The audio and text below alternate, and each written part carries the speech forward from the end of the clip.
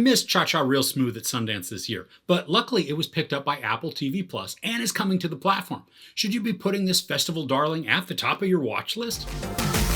A young man who works as a Bar Mitzvah party host strikes up a friendship with a mother and her autistic daughter. This stars Dakota Johnson and the writer-director Cooper Raiff. Now, right off the bat, I'm just going to get this out of the way. Raiff's character of Andrew is supposed to be a 22-year-old guy right out of college. Now, he looks like he's in his late 20s. And while I know that's not a significant age difference, how that plays out in the story really did have an effect on me and then some of the impact of the narrative.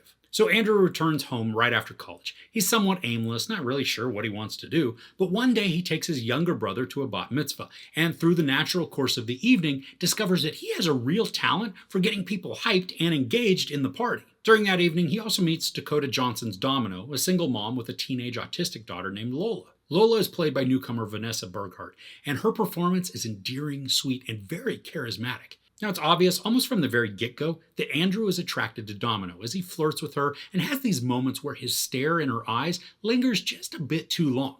Now, Andrew is a seemingly good guy. He's caring, approachable, and awkwardly funny. There are moments where he says things that can feel very relatable if you've ever said something out loud that you instantly wish you had not said out loud. Like, it sounded witty in your head, but when it escaped your lips, it was anything but. Domino also returns the flirty attitude. Maybe not to the extreme degree that Andrew does, but it's still present, which helps to encourage Andrew in his pursuit of her. The story draws us into Andrew's world, where he's continually searching for his place. He begins working as a party host for bar and bat mitzvahs, something that he thrives at doing. These also put him in contact with Domino and Lola often, because this particular party circuit seems to be close-knit, as all the kids are basically the same age, so it would make sense that there would be a lot of these parties occurring in a very short amount of time. I liked the romance angle of this, but also found it to be frustrating. We're told that Domino is much older than Andrew, but they don't appear to be in visual sense. I mean, Domino looks to be in her early to mid-30s, making Andrew, if we believe he's 22, much, much younger than her. But because he looks to be more in his later 20s, that reconciliation is very hard for my mind to accept, which then also makes Andrew's behaviors harder to believe. He acts like a confused 22-year-old, making decisions that feel somewhat in line with that age. But everything about his appearance screams older dude, making the character to appear more like he just has some mental or emotional difficulties that lead him then to be so confused or awkward. And those are present also in this narrative, but they're not really examined.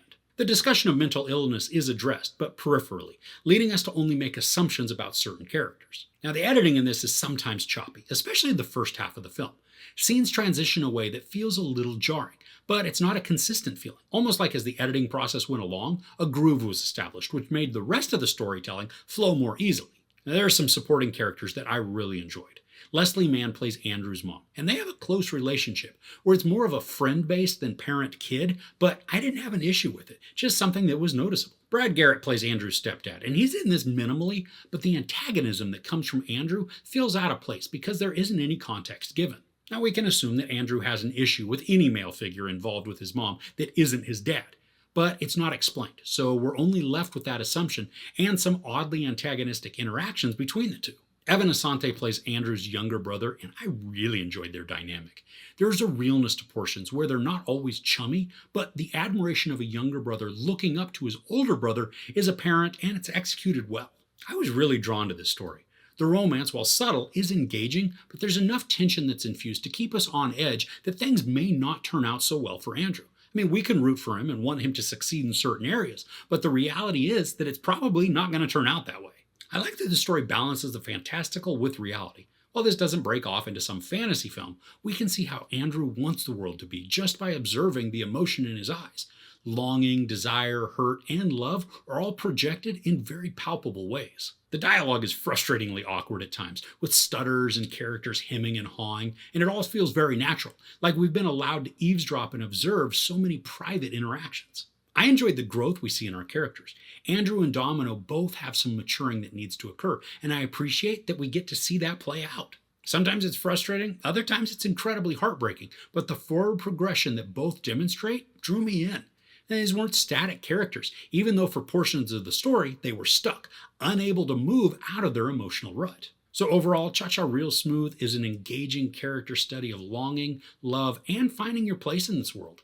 The dialogue captures a realness and brings believability to the interactions, even though they are often frustrating conversations.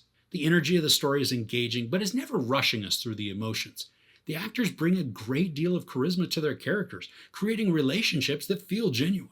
And even though I struggled to believe that Andrew was only 22, I was concerned for his well-being and outcome, wanting him to succeed and grow in a positive manner so he could find happiness and purpose.